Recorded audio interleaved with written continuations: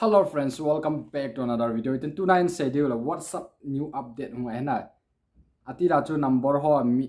thu dinga ngai je ne ma tu ai khap ve mi a hi a le number serial by hung je na chu iti bol du ham iti ji ham jo hin schedule hin je chum pula kona zo da ge ne ngai pula channel a than hin lu se tan like share subscribe ni bol video no. In tem ve ki pan masang kamin chu la bo ngai ki pan ka video pula kona zo na ge nin ngai pi nin web page ki pa thu ken se na channel a than hin lu se tan like share subscribe ni bol video no. In team ve direct panatin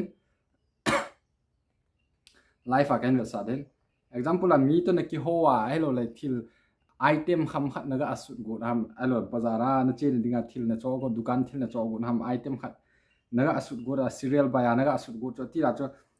one sut na item ti abol item ima sut ding item jo tel tu ti abola ki sun ji he na wa tu a he tabang cho ipon tu ho sut khel khel ngai tapon iti bol yo ham tile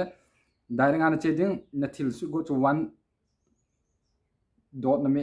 full stop na me tele la he example na thil su ding cho c a r o t k road na asu ding abana pa cho enter hina me ale number 2 hung de na cha he ai lo le tiao na asu thei ai lo le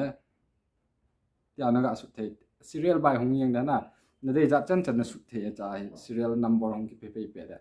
boina talo 1 mi a chio ten 2 mi a ai lo le 3 mi ding 4 mi ding ti talo direct enter na mi a the next number hung pe na chu new update ne ki pa am pula ko na zo na ge nen ngai pe nen ve pe jan ki pa thu ken se pa